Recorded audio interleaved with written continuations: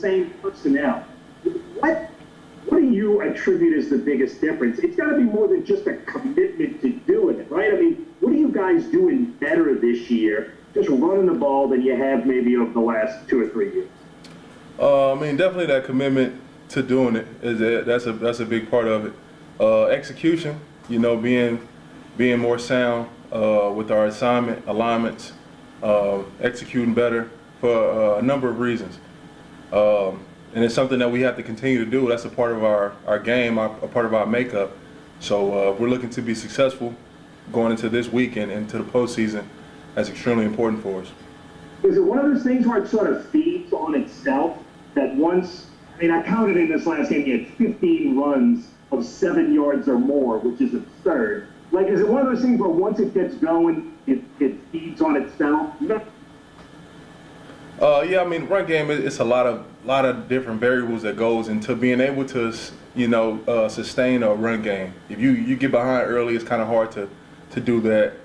Third down, you're not converting on third down. It's kind of hard to have those rushing attempts. So it's a lot of variables that go into that. So our job is to, when we get those opportunities, try to make the best of them, the most of them, to try to encourage coach to keep calling them. Next one's from John DeSager.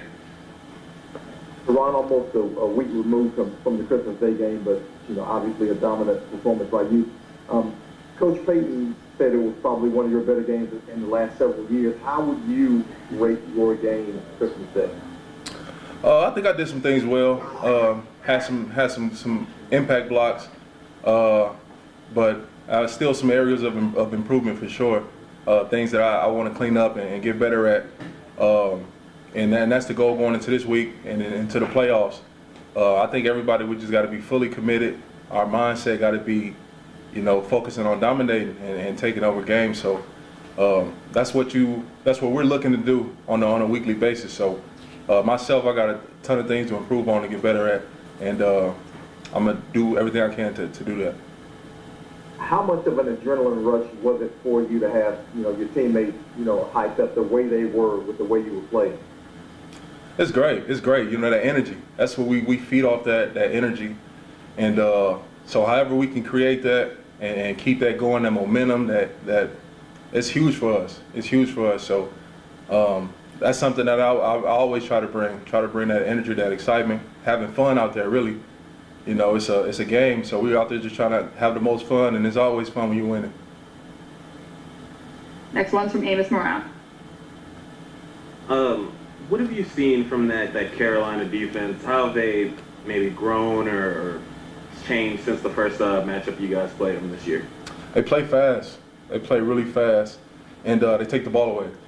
And that's always a key attribute of a good defense. You getting your hands on the ball, you getting the ball back to your offense.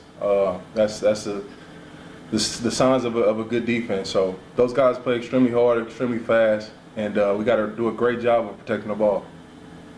Obviously, a lot of young guys. Have you seen them kind of mature as you look at them on film? Yeah. The first round pick, the D tackle Brown, he's an exceptional player. You can see how he's progressed.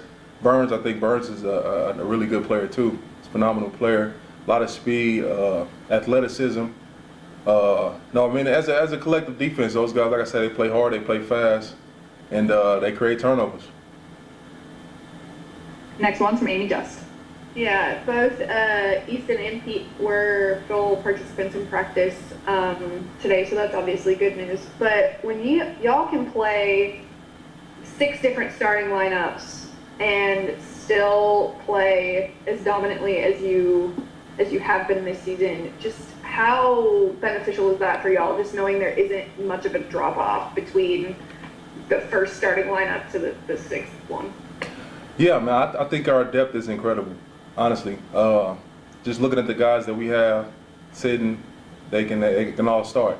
And, unfortunately, at times with injuries or COVID or whatever, those guys had to come in, and they've been great. Haven't missed a beat, and it's not by accident. These guys put the work in, put the time in. So I think our depth is incredible, and front office, does a really great job of bringing in the right people. Yeah, with James Hurst specifically, I mean, he played a couple games for you and then played at guard last week. How beneficial has his versatility been specifically? James is great. Not even just as a player, like James in the locker room, the experience he brings, the knowledge he brings. James is exceptional in meetings, film study. He's great at picking up keys and small little details, which is extremely beneficial. But him on the field, he's a exceptional player in Baltimore, and he's been nothing but great for us since he stepped in the door. Next one's from Luke Johnson. All right, Terron, two-parter here. First, did AK get you guys anything special after y'all hooked him up with a huge game? No, man, we just doing our job. We just doing our job. He doing his. Yeah, okay. Maybe like a late Christmas present in a way. Second thing, look, do you take any satisfaction in playing that type of? I missed Sorry, guys. Somebody rang the doorbell. My dogs are going crazy. Okay. Do you take any satisfaction in playing that dominant of a physical game, week 16 for you, especially just knowing that you've dealt with injuries in the past, and it looks like you're healthy out there right now, playing a big game at the right time of year? Just trying to win, man. That's the goal. That's the ultimate goal. Just trying to win. So anything that I can do to create, and it's just always a great feeling when your running back comes off your block. I'm not gonna sugarcoat that at all. Like being the one that the running back he hits right where you just misplaced the guy. That's a great feeling for sure. And you see somebody like AK take it 60 at any moment. So you want to be that guy to create that lane.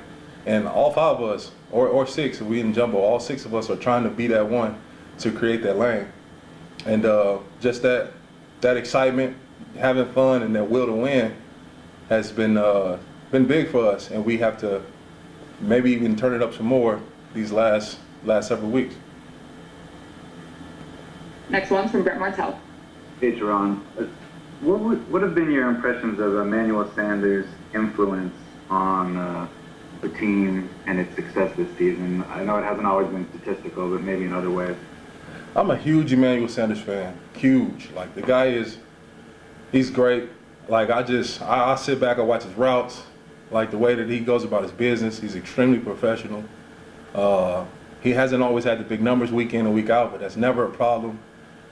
He's a guy that's had a ton of success in his career and has been the number one in several seasons. So I'm a huge fan of Emanuel. Love what he brings to the team. Him as a person, as a player. We're the Saints. We're blessed to have him. Next one's from Luke Johnson.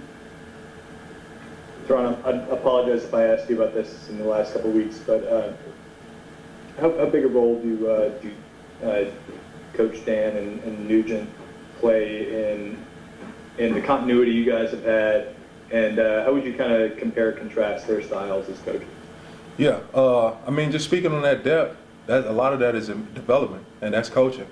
The way that they are extremely detailed and know what they want to see from us, and just try to make sure we go put our best foot forward every week. Never take a game for granted or a rep for granted. And that's hard to do over a course of a season. So, having two coaches that stay on you about that is extremely beneficial for us. Their styles are different. Dan is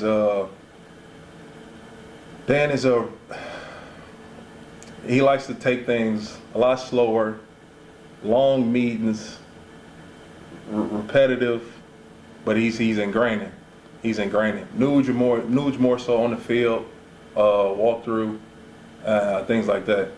Dan is sitting meetings for hours, bro. If he can keep us in for an hour, Dan will do that. So, me, like, I've been in the same offense for a while now, bro. I gotta go to the bathroom or something. I gotta get out of here. Next one's from Ed Daniels. Hey, T, can you speak to how big getting the bye would be? And do you think that knowing how beat up you guys were last year around this time, that contributed to what happened in the playoffs? Yeah, I mean the bye is huge. The bye is definitely that's huge. You're taking away a game, and it's the NFL. Any given Sunday, it could be your last one. So it's not like the NBA series. You got 7 games, and most likely the best team would advance. Like this is one day you get a couple turnovers, you never know. So just having that one less game, that's huge. Resting up, getting everybody back healthy. We're missing the offensive player of the year, so having another week for him, that'd be great, and other guys as well. So the bye is a big deal, but we can't control that, unfortunately. So what we got to do is get ready to go. Last one's from Amy Just. Yeah, I'm sure you saw all of the praise that you were getting on social media, excuse me, for, quote, blocking guys to the concession stand, as Ryan Ramczyk called it. How cool was that for you, just like knowing that, yeah, offensive linemen don't always get the accolades and the praise for the work that they do? For sure. We play a thankless position most of the time. A lot of the love we get is from inside the building, the players, running backs, quarterbacks. Most of the time we get our name called for holding or giving up a sack and all that good stuff or bad stuff. But that was great. It was great to get some love on some blocks. But it's all about winning. It's all about winning and creating, trying to create lanes for AK, Latavius. Those guys don't need much. They don't. So the more we can do, the better. Needless to say, you had fun on Friday? Oh yeah, I had a great time. Merry Christmas.